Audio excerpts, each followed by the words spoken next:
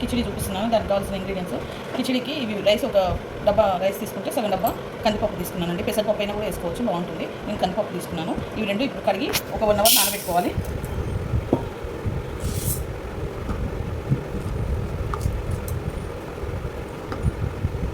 ఇది 1 అవర్ నానబెట్టుకోవాలండి. కడిగి పెట్టుకొని 1 అవర్ తర్వాత చూపిస్తాను. రైస్ నానబెట్టుకున్నాను కదా, పప్పు రైస్ నానబెట్టుకున్నాను ఒక 1 అవర్.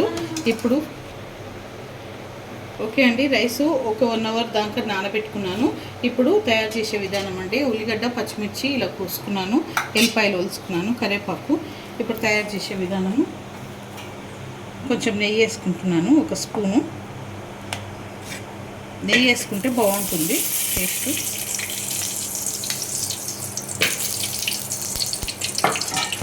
ఒక 2 పావుల నూనె పోసుకుంటున్నాను.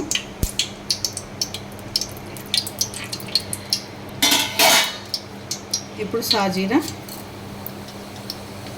రెడ్ ఇలాచి, 4 లవంగాలు, ఒక చెక్క దాల్చిన, పచ్చిమిర్చి, ఆనియన్ వేసుకోవాలి. వేసుకొని ఇది కొంచెము బ్రౌన్ కావాలన్నమాట. ఉల్లిపాయలు కూడా వేసేసుకోవాలండి. వేసేసుకొని కరివేపాకు వేసుకోవాలి.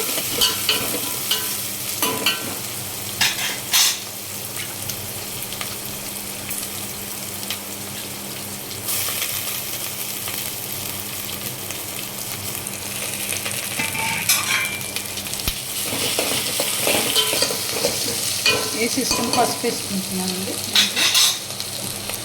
ఒక చెంచా పసుపు వేసుకుంటున్నా.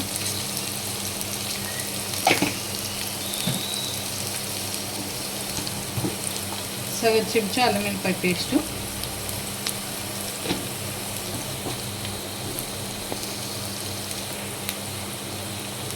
రెండు చెంచాలన్నర సాల్ట్ వేసుకుంటున్నాను. ఎందుకంటే రైస్ ఎక్కువ కదా, అందుకని 2 చెంచాలన్నర వేసుకుంటున్నాను. అన్నీ బాగా కలుపుకోవాలి.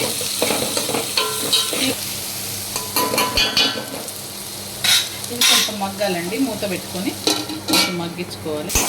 ఓకేనండి, ఇలా ఉడికినాయి. ఈ డబ్బాతో ఒక డబ్బా కాబట్టి వాటరు 2 డబ్బాలన్నర పోసుకుంటున్నాను. పప్పు కూడా ఉంది కాబట్టి.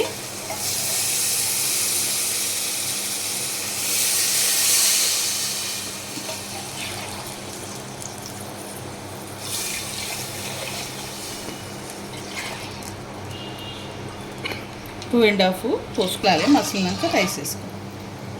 మూత పెట్టేసుకుంటున్నాను. ఓకేనండి, ఎసరు వచ్చేసింది. ఇప్పుడు ఈ రైస్ పప్పు దీంట్లో వేసేస్తున్నాను.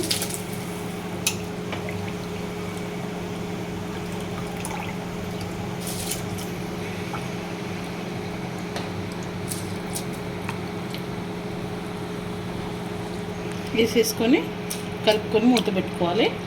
మెత్తగా ఉడికినాక గరం మసాలా, ధనియాల పొడి వేసుకొని దించుకుంటే ఓకే అండి, ఉడికిపోయింది. ఇప్పుడు దీంట్లో ఒక చెంచా ధనియాల పొడి వేసుకుంటున్నాను, కొత్తిమీర వేసుకుంటున్నాను. ఒక 2 నిమిషాల నుంచి బంద్ చేసుకుంటే అయిపోతుంది.